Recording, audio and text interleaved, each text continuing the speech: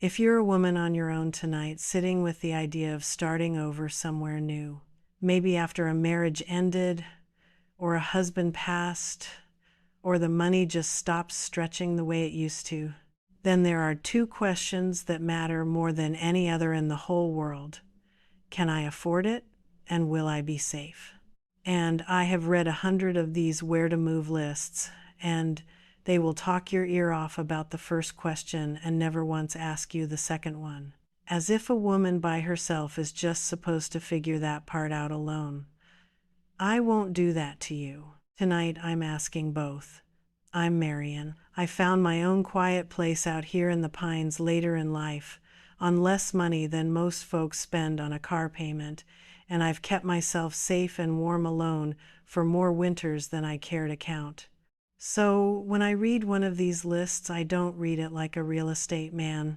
I read it the way a woman on her own actually has to cheap in one hand, safe in the other, and I will not let go of either. Because here's the quiet truth. Nobody selling you a relocation guide wants to say out loud. The glossy lists are built to move you, not to keep you. They'll show you the cheapest acre in America and never mention it's 40 minutes of bad road from the nearest sheriff and an hour from a hospital. That's not their worry, it's going to be yours. So by the end of this, I'll walk you through real parts of this country where a woman on her own could genuinely settle cheap enough to do it on Social Security, safe enough to sleep, and friendly enough to off-grid living that you're not fighting the county every step of the way. Real land prices, real rules, and the honest catch to every single one, because there is always a catch. And let me say this plainly.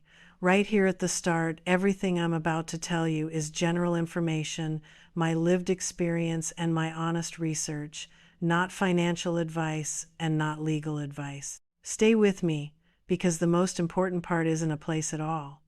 It's how you check a town for yourself before you ever hand over a dime, and that comes near the end. But first, the one thing you have to get straight in your own mind, because if you don't, the cheapest land in the world will turn into the loneliest mistake you ever made. Now, a real word of caution before we go a step further. Land laws, county codes, property taxes, off-grid rules, they change, and they change by the county, not just by the state. A permissive state can hold a strict county, and a strict-sounding state can hold a county where you're left be. So take everything I give you as a place to start looking. Never the last word on anything. Do your own homework. I'm going to keep saying that because it's the part that keeps you out of trouble. Here's the mistake almost everybody makes when they're starting over on little. They chase the number. They find the cheapest patch of ground in the cheapest county in the cheapest state, and they think, that's it, that's freedom, I can finally breathe. And I understand it. God knows I do. When you've been squeezed for money your whole life, a low number feels like air in your lungs.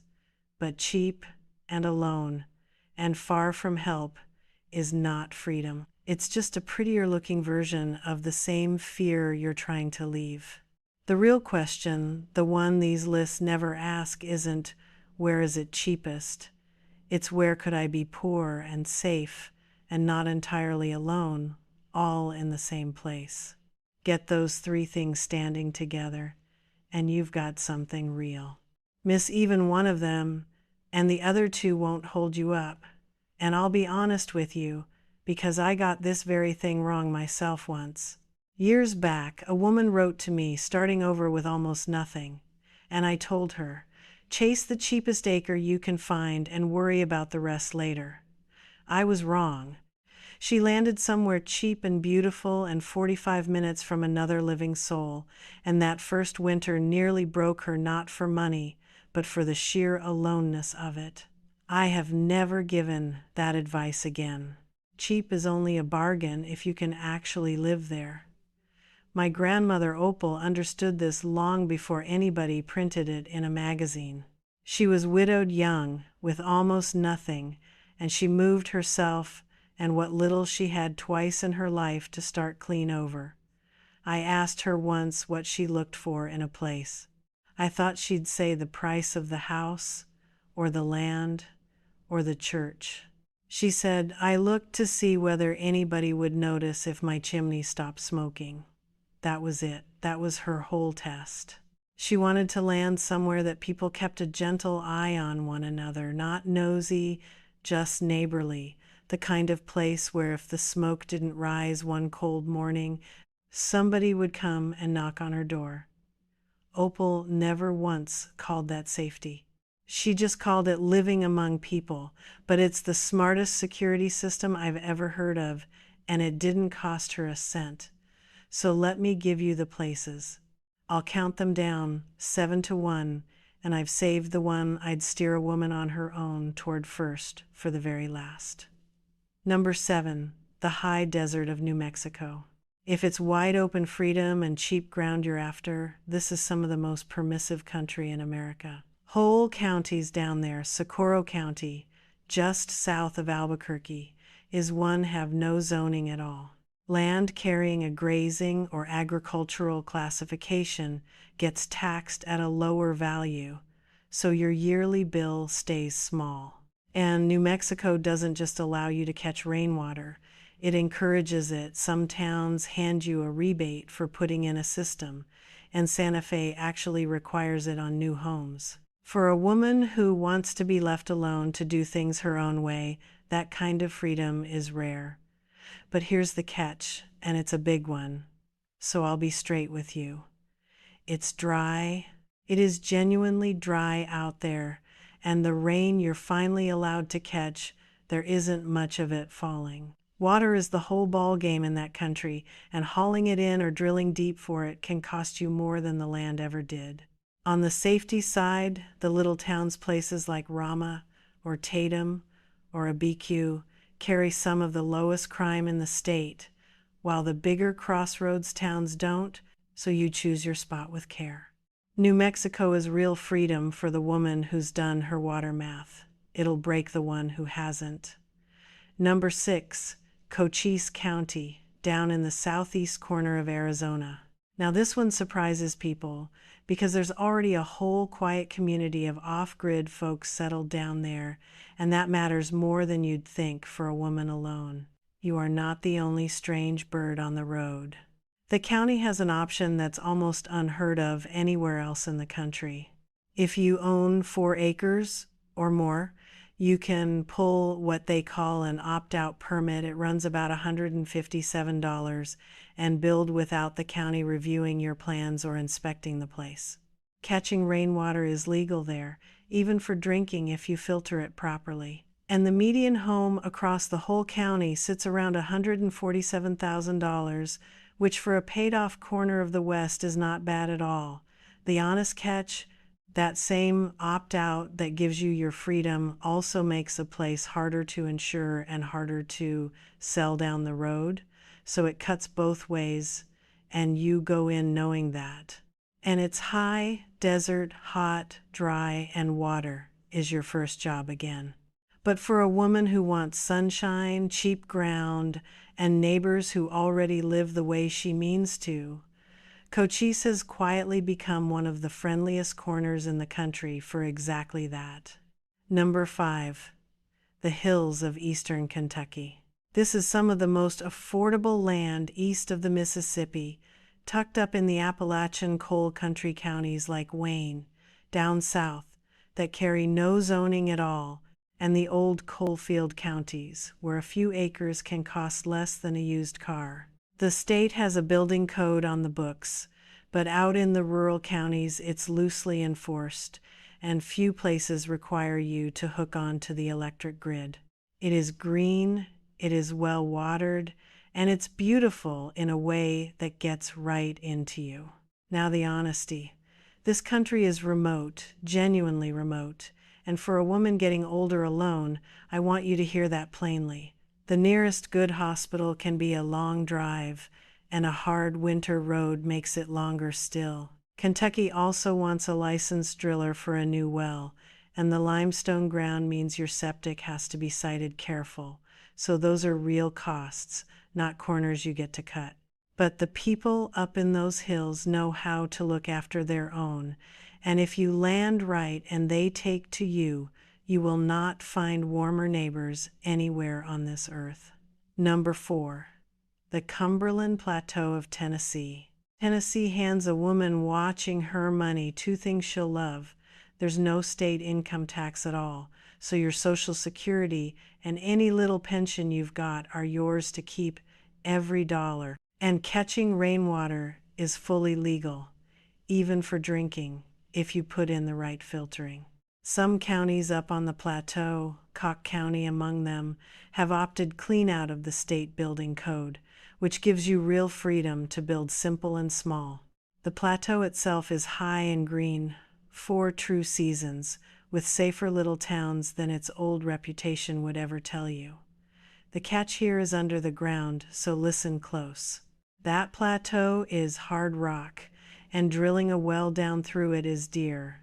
A deep one can run you $15,000 before you've caught a single drop. So up there, you plan your water around rain and springs from the very start, or you go in with clear eyes about that well.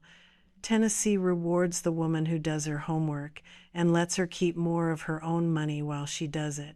Let me stop a moment right here because the next 3 are the ones I find myself recommending most, and there's a plain reason for it. They've got water. Out here, everything comes back to water in the end. Number 3, West Virginia. If the very cheapest roof over your head is what you need, this is likely your state.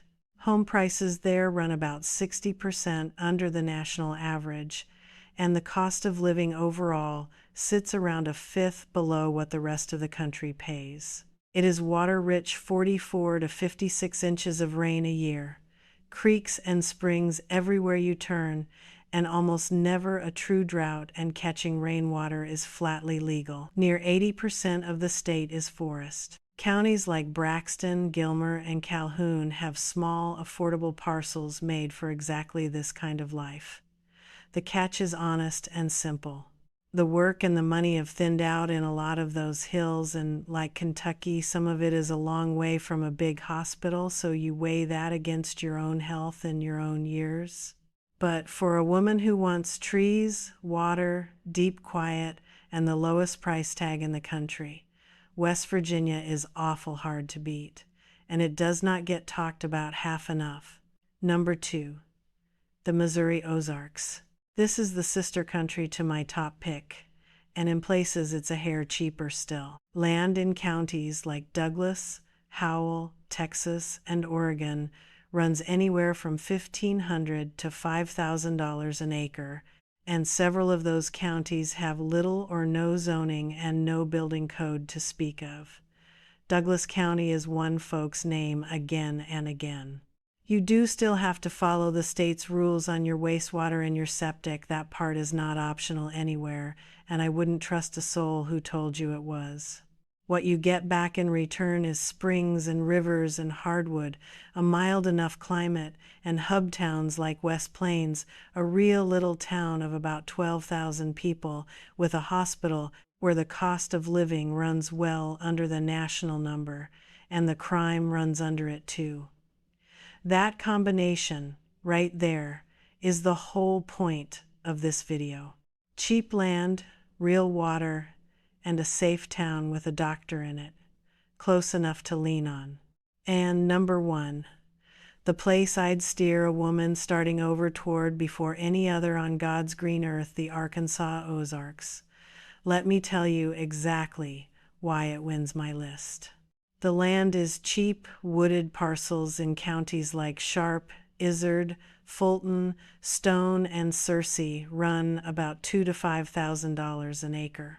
The property tax is among the gentlest in the entire country, a little over 0.5%, so owning your own ground costs you next to nothing year to year. It rains well, 45 to 55 inches. There are springs coming right out of the hillsides, and catching rainwater is legal. A composting toilet is allowed too, so long as it's a properly approved one, though you still do right by the county on your septic.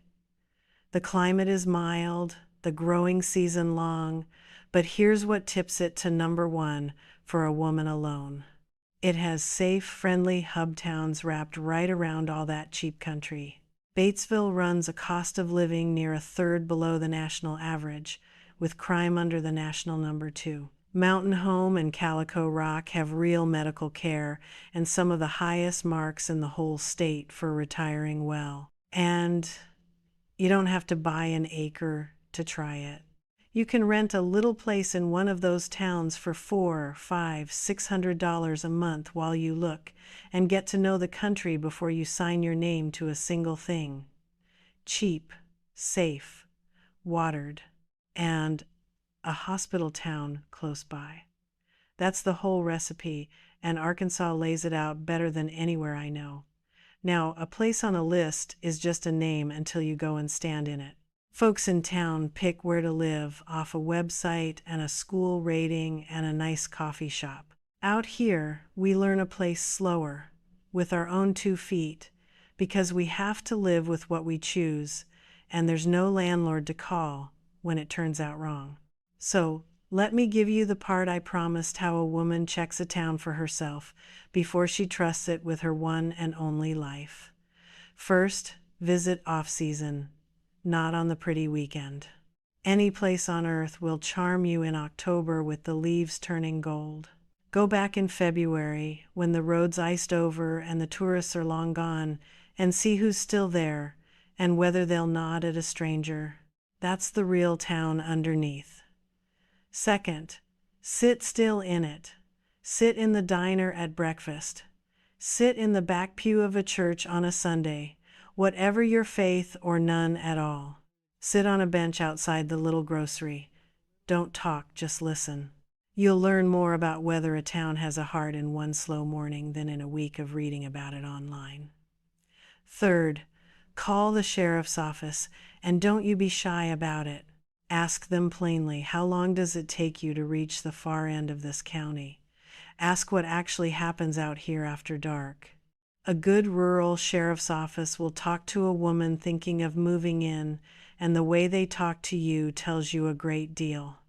Fourth, find the nearest hospital and drive it yourself with a watch running, not the map's cheerful guess. The real drive, in bad weather, because someday it might be you making that drive, or an ambulance trying to make it out to you. For a woman getting on in years alone, that number matters every bit as much as the price of the land.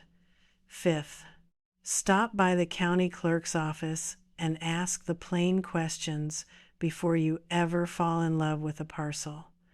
What are the codes here? Do I need a permit to build? What exactly are the septic rules?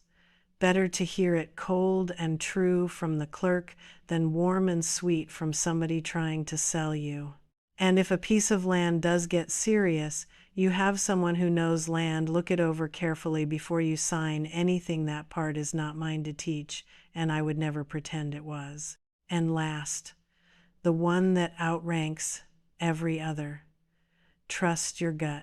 If a place feels wrong while you're standing in it, if the quiet feels heavy instead of peaceful, if something down in you just says no, you listen to that and you go, and you don't owe a single living soul an explanation.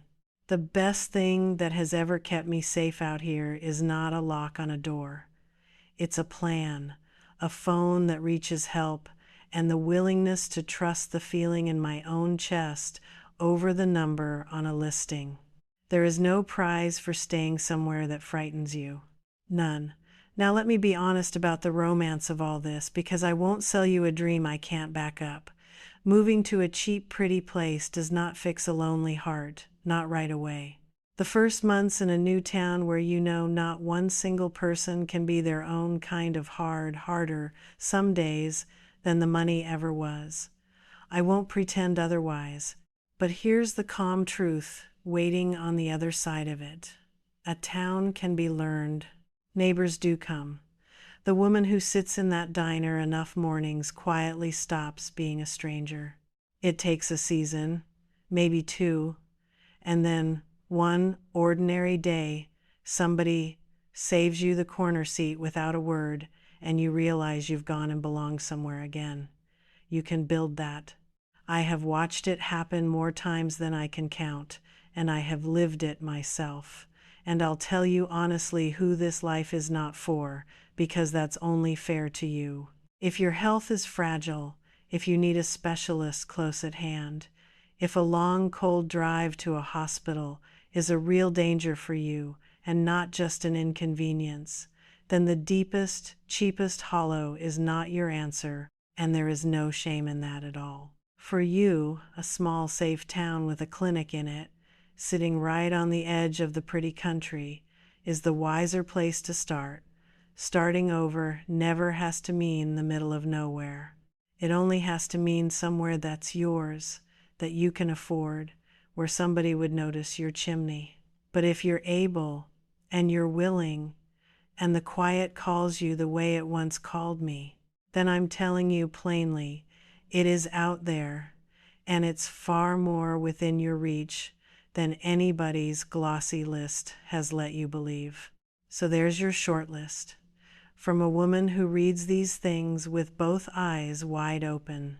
The Arkansas and Missouri Ozarks for cheap land, real water, and a safe town close by. West Virginia for the lowest price tag in the country. Tennessee to keep more of your own money, and the Cumberland Plateau if you plan your water right.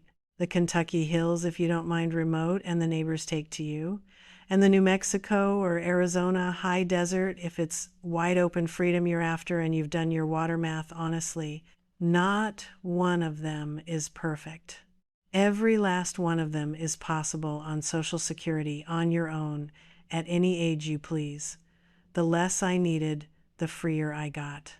And a safe, cheap place to land is not a fantasy, and it's not too late for you. It's a decision, and it's yours to make. Next time, I'm going to walk you through the first 90 days alone in a brand new place, how you turn a town full of strangers into your town, how you find your people before the first snow falls.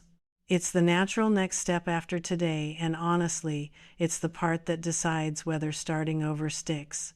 That's the honest truth of it, from my cabin to wherever you are.